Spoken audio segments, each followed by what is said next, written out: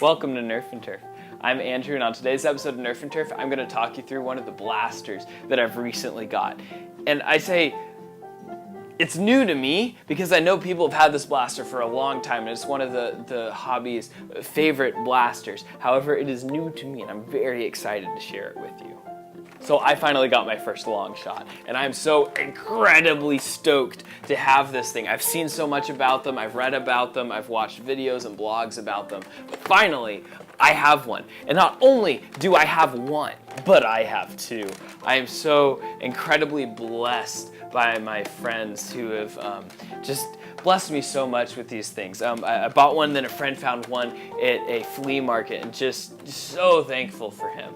And so the goal is I've got one that I've already started to mod a little bit. And then the other one I'm going to keep stock for a little bit because I want to test it out. Because man, those are some fun internals. Just I didn't realize how gigantic the plunger tube was in these things. But these things are a lot of fun. So I've also got the front attachments for these things, which, yeah, they're incredibly and ridiculously, but these things are incredibly gigantic, so oversized. And looking at this, I was realizing, wow, Nerf they went a little wild when they made this. But I guess their goal wasn't really for, what they claimed it was their longest Nerf rifle. So the goal really wasn't for distance, it was for just the aesthetics of a gigantic sniper rifle. And I even have the scope for it. I'm so excited by that. But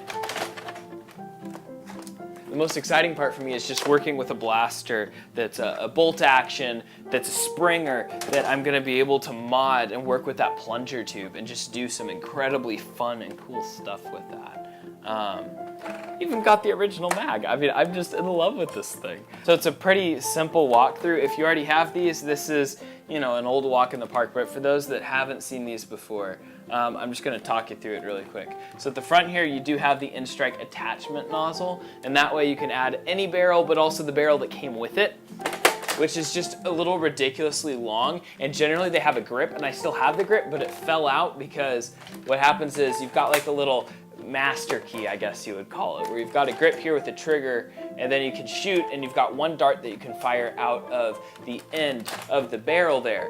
And it's pretty pathetic. And so most people don't even put it on because it also ruins the performance of your base blaster. But you've got that, and then here in the back you have the stock that has this lock on it, and so you can shorten it up, and your hand can't really fit, but it's really nice for storage. But you can make it the full length whenever you're actually using it. One of the problems I've had with that is, I'll show you on my other one, I've upgraded my other one, is whenever you're trying to really pull that prime on the bolt action, it closes the stock and just smashes your hand in it, which hurts.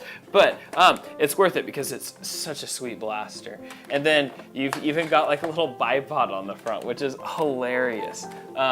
Which when you have the full barrel on the end of it, you really want that, because I was trying to just hold it up the other day, and I was like, I can't walk around. So I had to put the bipod on a table, and then it was somewhat bearable. And then you've got the bolt action here. And so whenever I was so excited when I first got it out of the box when my friend shipped it to me, I jumped up, ran out and shot it. I'm not kidding, it went maybe 10 feet, maybe. And I was like, man, that's pathetic.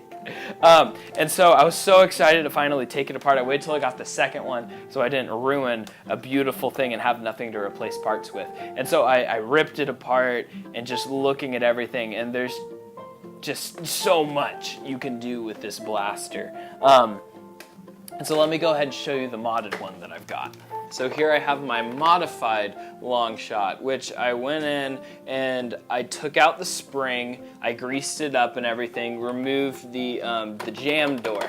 Got the word on the first day that time. And so I took the jam door out just so I could easily get in. I also like to see the inner workings of it.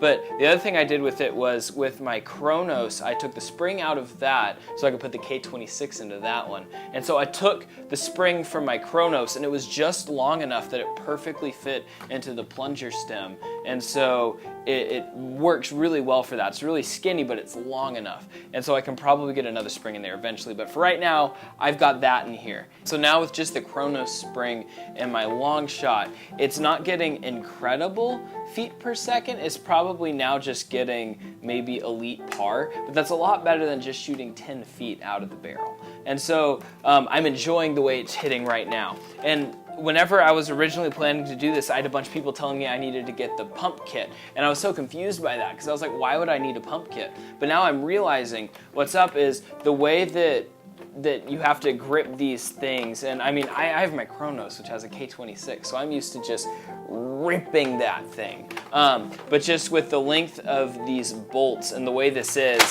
it's not easy, it's not fluid to pull that back and to get that forward to fire that off. I also left the air restrictor in it because I like to keep these things living. Personal choice.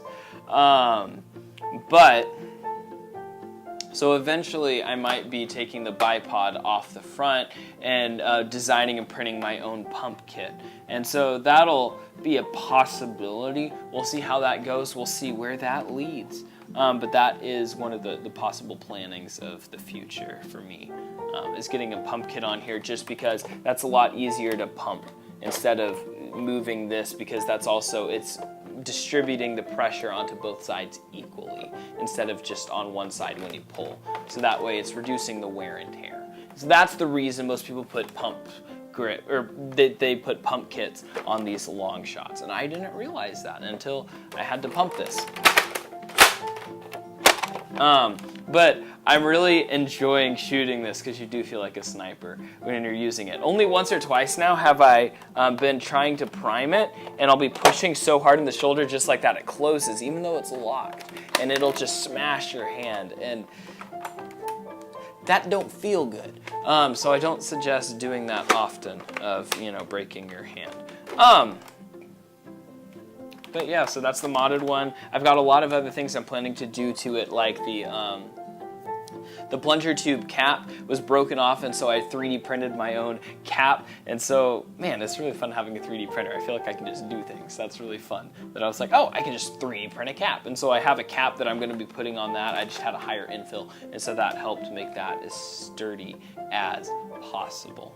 I'm also planning to try to figure out how to get a brass breech in here. I've been doing a lot of research and learning how it works, and it's just so interesting because it's such a large plunger tube. We're able to put so much air into it, but a lot of that air is being wasted and expelled because the dart doesn't perfectly fit in this chamber system. And then with the brass breech system, what you're doing is making an airtight seal, and so all the air is effectively going straight onto the dart. And so with a high-powered spring, you can get well over 200 feet per second with this. And that's what makes this the amazing blaster it is. It's just how much you can do with it, how much you can mod it up or mod it down. Because what I've got right now, I'd feel so comfortable running it with a normal group of people, with the kids that I normally play with, and I wouldn't feel bad about hitting anybody with, or firing anybody with this, because it's not going to impale them with plastic. Instead, it's just a Nerf dart. And so that's the nice part that I like about modding blasters, is you can mod them up and you can mod them down. And so that's the really nifty part about this. I'm so blessed by my friends that have helped me find these things and get these things for me. Had one of them shipped in from a dear friend, and then another friend found them at a flea market, which was super neat. Yeah, and so that's what I've got with these so far. If you've already made a brass breech for yours, please let me know. Comment below, send me pictures, give me advice, because I've been doing a lot of research and I'm planning to do it soon.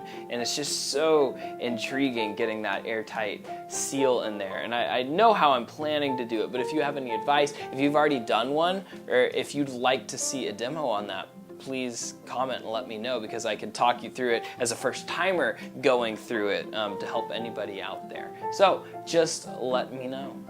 Well, get on out there and nerf your turf. Have a blessed day. Bye-bye.